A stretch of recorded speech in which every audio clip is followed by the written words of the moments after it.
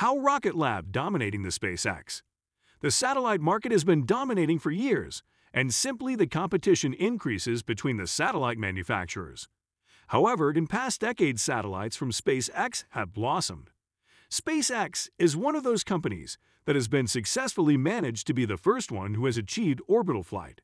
But right after SpaceX, Rocketlab even managed to deal with success. Although this is just the beginning, what further changes are we going to see in the satellite market?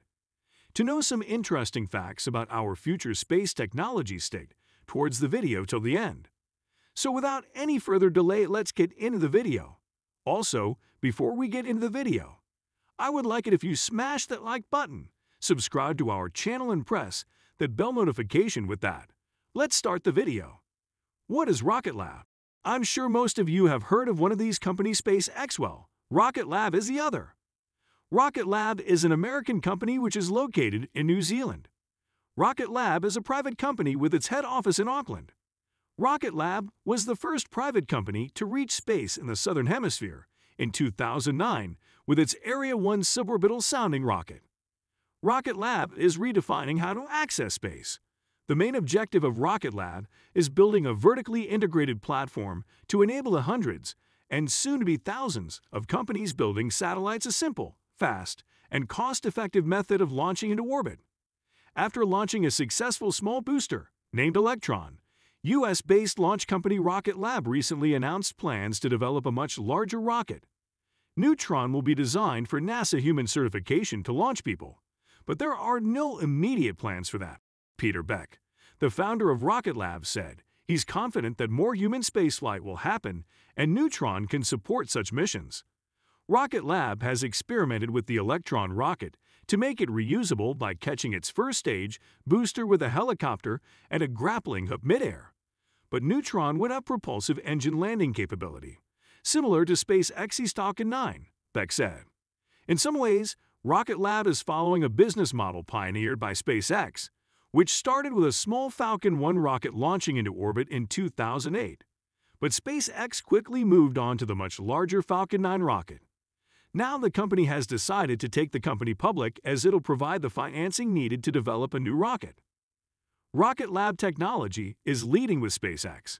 The company's first rocket, Electron, targets the market that requires smaller payloads, up to 300 kilos, and customers requiring flexibility with launch timelines.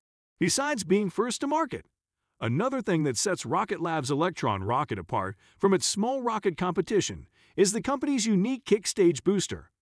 Kick Stage is a third-stage booster that enables the launch of multiple satellites for different customers on a rideshare rocket and delivery of those satellites to different orbits/planes.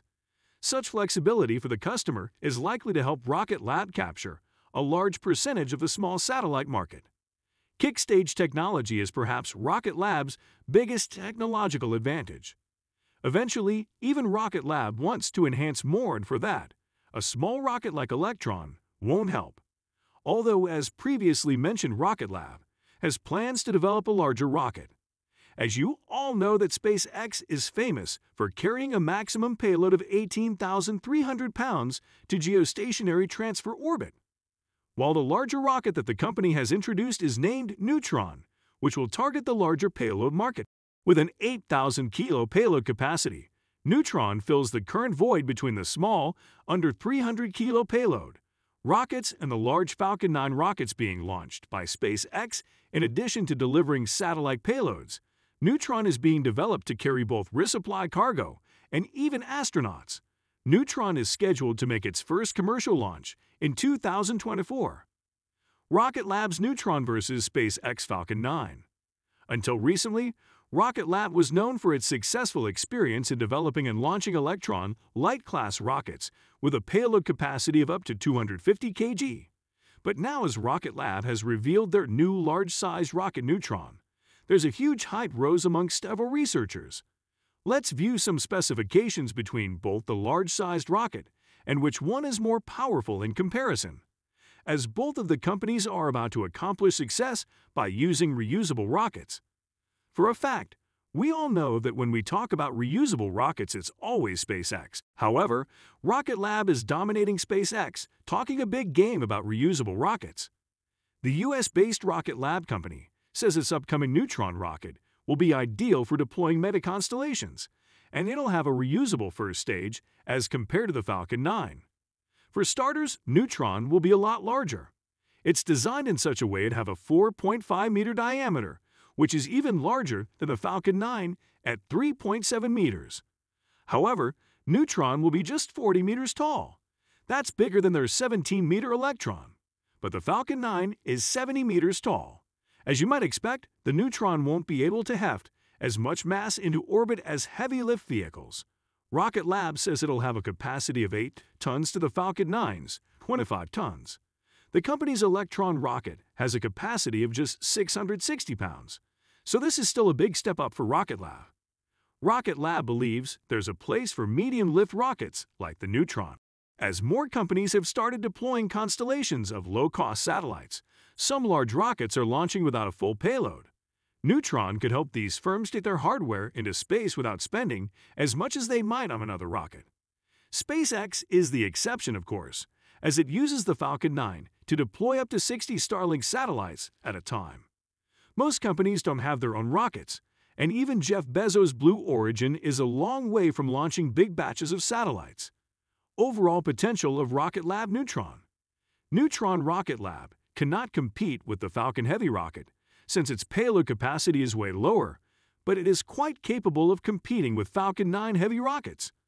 Neutron's obvious advantages include the possibility of interplanetary missions and crewed flight support. In its turn, Falcon 9 is significantly superior to Neutron in payload capacity compared to LEO and GTO. Rocket Lab does not even specify Neutron capacity to GTO. In fact, the Rocket Lab Neutron launch vehicle offers something in between Falcon 9 and SpaceX Heavy rocket. Still, there is a catch: the rocket is still in development, and no one can say for sure what the end result will be. If, however, Rocket Lab lives up to its plans, NASA can choose this rocket for interplanetary missions.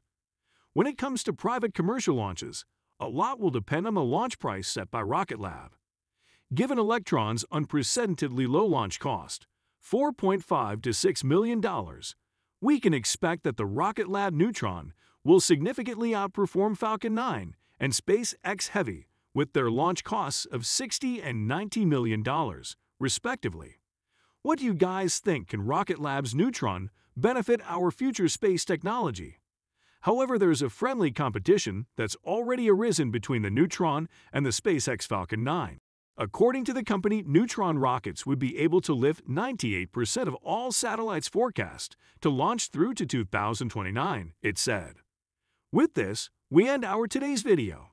Hope you guys found it informative. If you enjoyed watching this video till here, then don't forget to hit that like button. Also subscribe to our channel and press that bell notification so you never miss out on our next video. Thanks for watching.